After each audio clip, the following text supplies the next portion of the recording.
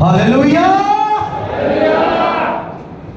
खुदावंद यीशु मसीह में आप सबको सलाम। बाइबल मुकद्दस लूका की अंजील 30 बाब,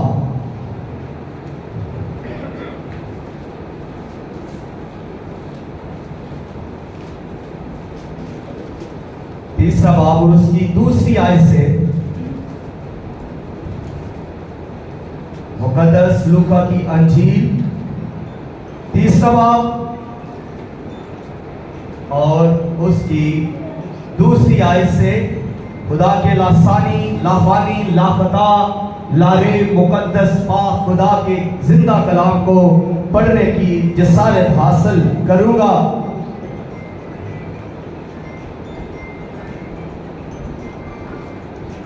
और हन्ना और काइफा सरदार काहिन थे। उस वक्त खुदा का कलाम बियाबान में जकरिया के बेटे यूहन्ना पर नासिल हुआ और वो यरदन के सारे किरदोनवा में जाकर गुनाहों की माफी के लिए तौबा के बपतिस्मा की मुनादी करने लगा। जैसा यशायाह नबी के कलाम की किताब में लिखा है कि बियाबान में पुकारने वाले की आवाज आती है कि खुदावंद की राह तैयार करो, उसके रास्ते सीधे बनाओ। हर एक घाटी भर दी जाएगी और हर एक पहाड़ और टीला नीचा किया जाएगा, और जो टेढ़ा है सीधा और जो ऊंचा नीचा है हमवार रास्ता बनेगा, और हर बशर खुदा की निजात देखेगा। बस जो लोग उस बपतिस्मा लेने को निकल कर आते थे वो उनसे कहता था, ऐ सांप के बच्चों, तुम्हें किसने जिताया कि आने वाले गज़ब से भागो। बस तौबा के मुआफिक फल लाओ और अपने दिलों में ये कहना शुरू ना करो कि इब्राहिम हमारा बाप है, क्योंकि मैं तुमसे कहता हूं कि खुदा इन पत्थरों से अब्राहम के लिए औलाद पैदा कर सकता है। और अब तो दरख्तों की जड़ पर कुल्हाड़ा रखा है, बस जो दरख्त अच्छा फल नहीं लाता वो काटा और आग में डाला जाता है। खुदा के कलाम के पढ़े सुने और कबूल किए जाने पर खुदावन की कसरत के साथ बरकत हो। सब कहें आमीन। बियाबान में पुकारने वाले की आवाज। आप भी जरा सामने प्लीज आ जाए। बियाबान में पुकारने वाले की आवाज। यूहन्ना अस्तवागी, यूहन्ना बपतिस्मा देने वाला, यूहन्ना जो यीशु मसीह से 6 माह पहले पैदा हुआ, यूहन्ना जो यरदन में बपतिस्मा देता था, यही ये यूहन्ना है जो अब बियाबान में बतौरे मुनाद खड़ा होता है। अगर हम इसकी पिछली लाइफ को देखें तो बाइबल खुद बयान नहीं करती और सिर्फ इतना बयान करती है कि वो जंगलों में रहता था, और जब वो जंगलों में रहता था तो उसका लिबास भी जंगली था, यानी वो ऊंट के चमड़े का लिबास पहनता और अपनी गिर्द कमर के गिर्द चमड़े का पटका बांधे रहता। और फिर उसकी खुराक पर अगर ध्यान करें तो उसकी खुराक भी कोई शाही खुराक नहीं है, उसकी खुराक भी जंगली खुराक है। और बाइबल बयान करती है कि वो यरदन के जंगलों में रहता और जंगली शहद खाता और टिड्डियां खाता। खुदा का मुनाद है, खुदा का नबी है, जंगलों में रहता है, जंगली लिबास पहनता है और जंगली खुराक खाता है।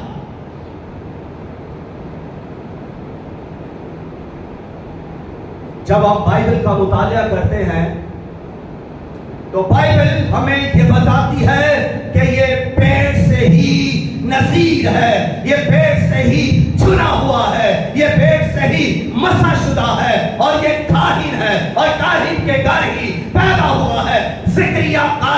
इसी का बाप है, तो फिर इसको कैसा होना चाहिए था? थोड़ी देर के लिए जरा इसकी खिदमत पर निगाह करें और इसके उस खानदान पर तवज्जो करें जहां से ये आया है, यानी इसका बाप, दादा, परदादा, खानदान, जरा उनकी तरफ देखें।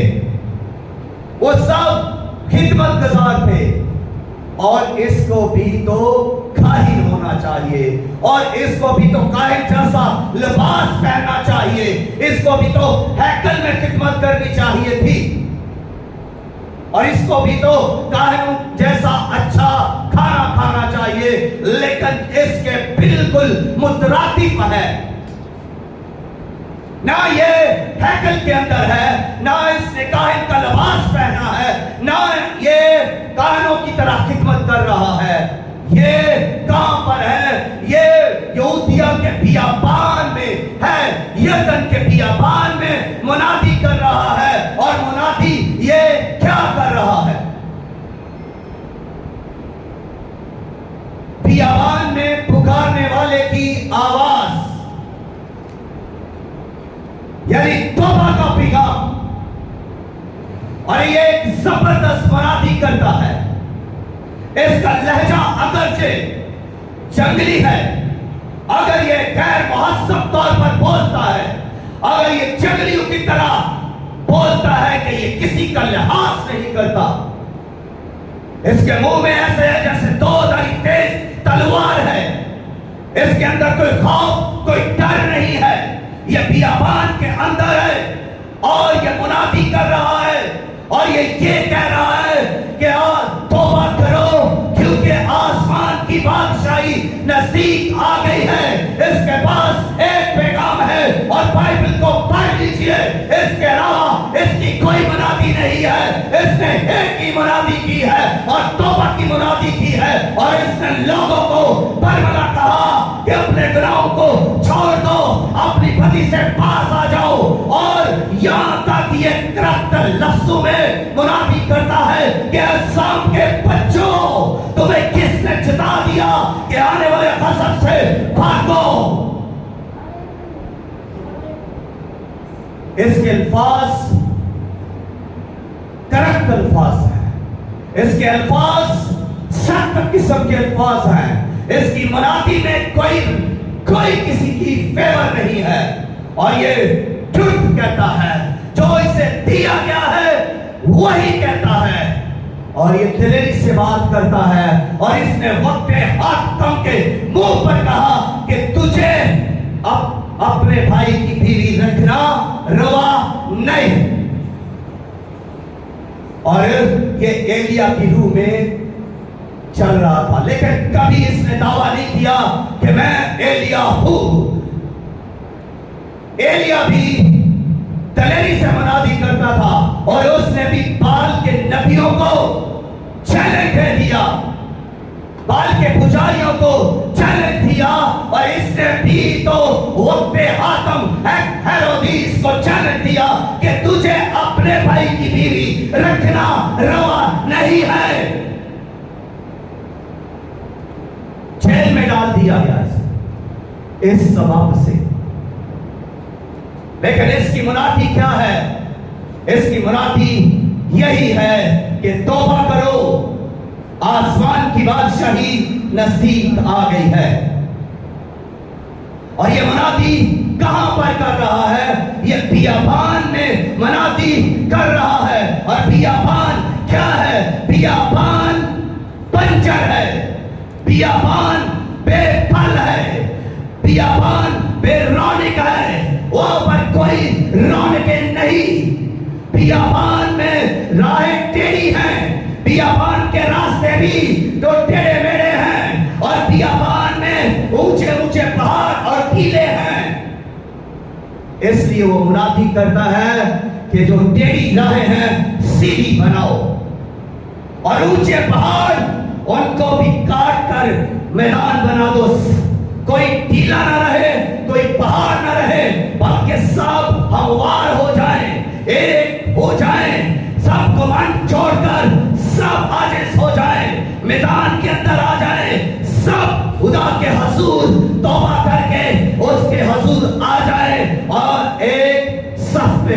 जाए, सब बराबर हो जाए, सब के सब का म्यार एक हो जाए, सबका सबका स्टैंडर्ड एक हो जाए, लिविंग स्टैंडर्ड भी एक हो जाए, इनके ख्याल एक हो जाए, इनकी सोच एक हो जाए, सबका सबके सब तौबा करके खुदा की बादशाही में दाखिल होने के लिए तैयार हो जाए। उसकी राहें सीधी करो, जो टेढ़ी राहें थी, राहें जो है वो अबाउजदाद के वो सब रस्म और रिवाज हैं जिन पर लोग चल रहे थे, उन सब रस्म और रिवाज को छोड़कर बाइबल की तालीम पर चलने की जरूरत है। और ऊंचे नीचे रात जो पहाड़ और टीले हैं, ये सब बड़े बड़े बुर्ज हैं जो लोग बनाकर बैठे हुए हैं, मनीस्त्रियां बड़ी बड़ी बनाकर बैठे हैं और बड़े रुतबे और म्यार वाले, इनको नीचे आना है, ये मैदान होना है इनको। यूहन्ना मुनादी कर रहा है और वो यही कह रहा है कि बियाबान में पुकारने वाले की मैं आवाज हूं। उसने कोई अपना इंट्रोडक्शन नहीं दिया, उसने अपने आप को कुछ बयान नहीं किया। जब लोग आ रहे हैं, जो हर तरफ से निकलकर लोग उसके पास आ रहे हैं और तौबा कर रहे हैं और तौबा का बपतिस्मा ले रहे हैं, तो सदूकियों में, फकीयों ने और शरा के आलमों ने उनके पास कुछ लोग भेजे कि तू कौन है। यूहन्ना से पूछा गया, दरियाफ्त किया गया कि तू अपने बारे में क्या कहता है। उसने कहा ना मैं मसीह हूं, ना मैं एलिया हूं, ना मैं वो नबी हूं। उन्होंने कहा फिर तू बपतिस्मा क्यों देता है। आज लोगों की यही सोच रही है, उस वक्त की लोगों की यही सोच रही थी कि फिर तू मुनादी क्यों करता है। अगर तू पास्टर नहीं, अगर तू मसाशुदा नहीं, फिर तू मुनादी क्यों करता है। अगर तेरे पास डिग्री नहीं, फिर तू मुनादी क्यों करता है। उस वक्त भी वो आलम जो पढ़े लिखे थे, जो मजहब के ठेकेदार थे, वो यही कह रहे थे फिर तू बपतिस्मा क्यों देता है, तेरे पास कौन सी अथॉरिटी है। आज भी लोग इसी सोच को लेकर बैठे हुए हैं। उसके पास एक पैगाम था और वो पैगाम ये था कि तौबा करो, ठेकेदारों तौबा करो, मजहब के ठेकेदारों, आलमों, फकीयों, फरीसियों, सदूकियों, तौबा करो, क्योंकि आसमान की बादशाही नजदीक आ गई है। आज भी यही पैगाम है और ये फी जमाना ऐसा ही पैगाम रहा है और खादमों के मुंह से खुदा ने यही मुरादी गिरवाई और यह होती रहेगी जब तक ये दुनिया तौबा नहीं करेगी। ये मुरादी तौबा की होती रहेगी। हर शख्स के लिए तौबा का पैगाम है और तौबा उसके लिए जरूरी है। यहाँ पर यूहन्ना ये मुरादी करता है कि तौबा करो, और ये अगर ग्रामेटिकली से देखे तो ये एक हुक्मिया फिक्रा है, हुक्म दिया जा रहा है तौबा करो। वो नरमी से बात नहीं करता कि तुम्हें तौबा करनी चाहिए, तुम्हें गुनाह छोड़ देने चाहिए, वो बिल्कुल नरमी से बात नहीं कर रहा, लेकिन वो बड़ी दलेरी के साथ उन्हें हुक्म देता है कि तौबा करो। वो बड़े रूडाना अंदाज में कहता है तौबा करो, वो जंगली और वहशियाना अंदाज में किसी का लिहाज किए बगैर कह रहा है तौबा करो। उसके सामने चाहे कोई फकी है, चाहे फरीसी है, चाहे आलम है, चाहे प्रोफेसर है, चाहे डॉक्टर है, चाहे गरीब शख्स है, चाहे वसूल लेने वाला है या कोई दुआ करने वाला है या कोई रोजे रखने वाला है, उसका पैगाम सबके लिए एक है और वो पैगाम यही है कि तौबा करो। क्यों तौबा करो? इसलिए कि आसमान की बादशाही नजदीक आ गई है, इसलिए तौबा करो। आज भी पैगाम यही है, आज भी खुदा ने मेरे मुंह में यही पैगाम रखा है कि तौबा करो, छोड़ दो अपने बुरे धंधे, छोड़ जरूरी ना है, और अपने रास्तों को सीधा कर लो। जिन में बड़े मीनारों पर तुम बैठे हो, जिन बड़े पहाड़ों पर तुम बैठे हो, जिन बड़े टीलों पर तुम बैठे हो, उधर और नीचे मैदान के अंदर आ जाओ, एक साथ में आ जाओ, तौबा के अंदर आ जाओ। इसी में बेहतरी है, इसी में भलाई है, इसी में अच्छाई है, इसी में खुदा के नाम को इज्जत और जलाल है, इसी में फरिश्तों की भी ट्रस्ट है। और खुदा भी यही चाहता है कि इंसान तौबा करे। नबियों ने भी यही पैगाम दिया, रसूल ने भी यही पैगाम दिया, और यीशु मसीह ने भी यही पैगाम दिया है कि तौबा करो। जब जमीन पर एक शख्स तौबा करता है तो आसमान पर लाखों लाख सराफील कदूसी फरिश्ते खुशियां मनाते हैं। जमीन पर एक तौबा होती है, आसमान पर लाखों फरिश्ते जश्न मनाते हैं। हालेलुया।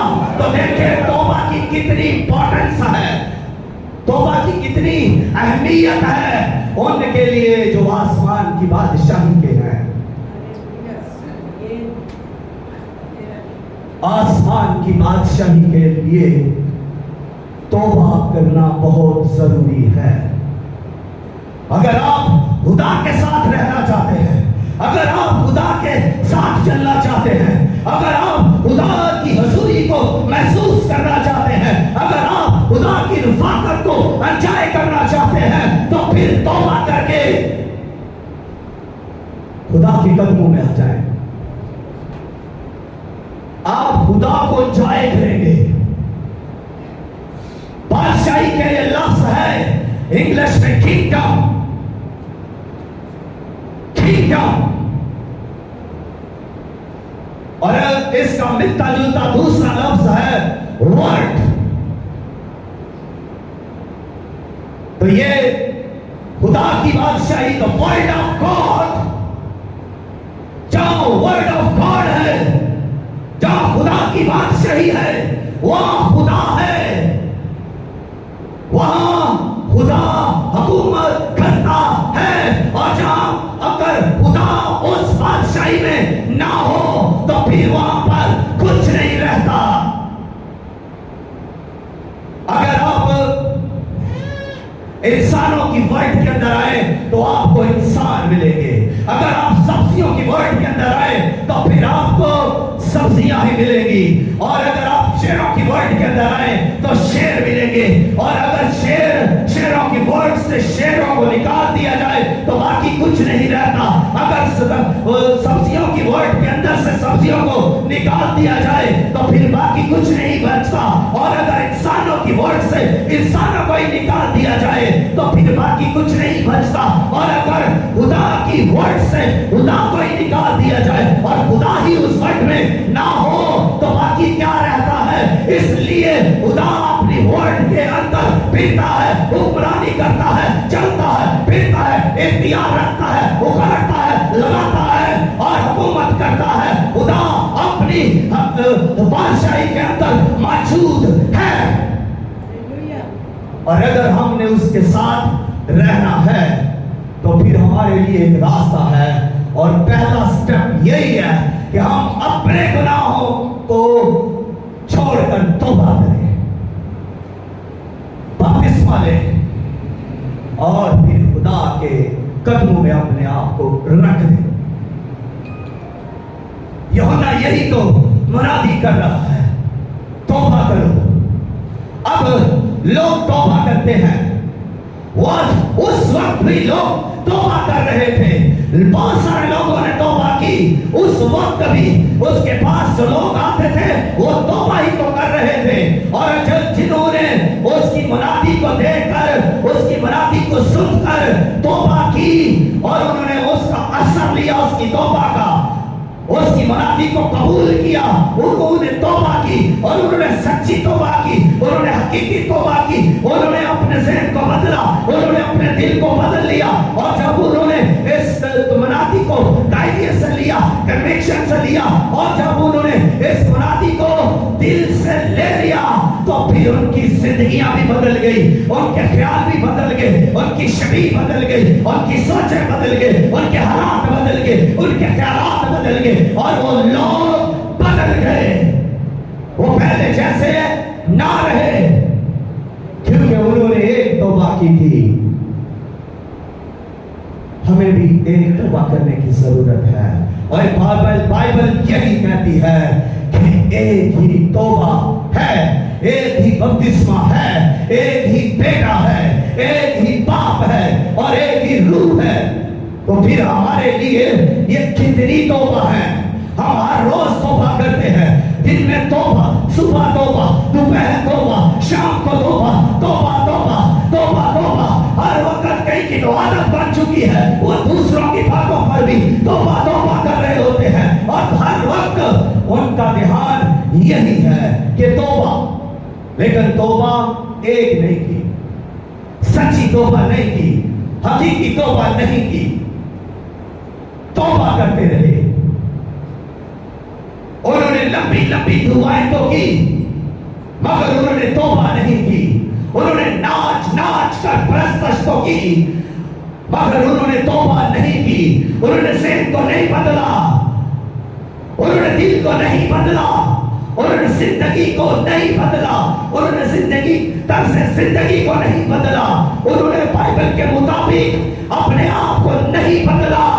और वो दुआएं कर रहे हैं, वो प्रस्तुत कर रहे हैं, वो बड़े डंडोरे पीट रहे हैं, वो हर जगह पर हर इबादत में होंगे, वो लंबी लंबी इबादतें करेंगे, लेकिन उनका करैक्टर सेम है, उनकी शख्सियत सेम है। उन्हें नई पैदाइश का तजर्बा पाया ही नहीं, वो बदले ही नहीं।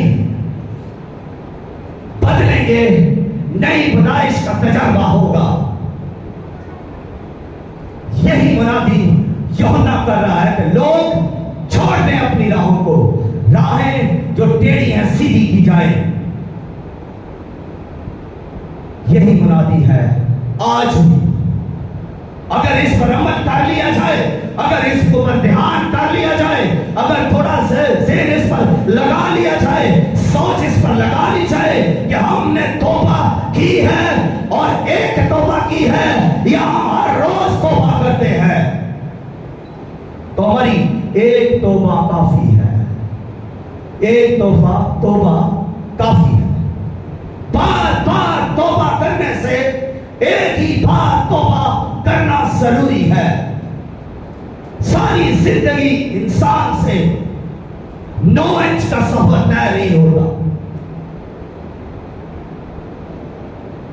9 इंच का सफर इंसान सारी जिंदगी तय नहीं कर सका।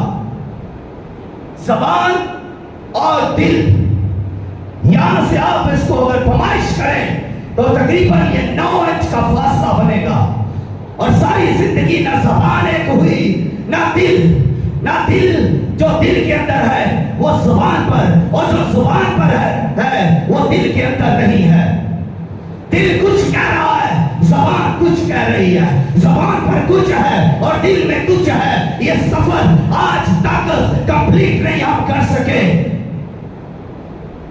फिर कौन सी तौबा है हमारे पास जो हम तौबा कर रहे हैं? जिस रोज हमारी जबान और दिल एक हो जाएंगे, उस दिन एक ही तौबा हो चुकी होगी, उस दिन सच्ची तौबा होगी और उसी दिन ही हकीकी तौबा होगी। जिस दिन हमारी जबान जो कह रही है वो हमारे दिल में होगा और जो हमारे दिल में है वो हमारी जबान पर होगा, तो ये आपके लिए हकीकी तौबा का निशान होगा। काश आप इतने अच्छे ना होते, काश आप इतने सच्चे ना होते, और काश आप जो कहते हैं वो आपके दिल के अंदर होता। अगर हमारी ऐसी तौबा है तो फिर से मैं कह देता हूं, अभी तक आपने बिल्कुल हकीकी तौबा नहीं की। जो खुदा चाहता है वो तौबा अभी तक सच्ची तौबा नहीं हुई। जिस तौबा की मुनादी यूहन्ना अस्तवागी बियाबान के अंदर कर रहा है वो यही तौबा है। जो चीज आपके दिल के अंदर है वो ज़बान पर हो। ये तौबा यूहन्ना मुनादी इस तौबा की कर रहा है। इसी तौबा को हमने भी करना है और हमारे लिए आज का पैगाम यही है कि हम अपनी तर्ज जिंदगी को बदलें, माइंडसेट को बदलें और दिल को बदलें, जिंदगी को बदलें। और फिर चौथी चीज जो है यू टर्न, इसको यू टर्न को ही तौबा कहते हैं। आप इस तरफ जा रहे हैं और आपको फौरन यू पलट जाए, ये है यू टर्न। फिर आप कभी भी उस तरफ ना जाए जिसको छोड़ दिया है आपने, उन राहों को छोड़ दिया है, जिन मंजिलों को आपने छोड़ दिया है, फिर छोड़ दिया है, जिन पतियों को छोड़ा है, छोड़ ही दिया है। आप आगे बढ़े,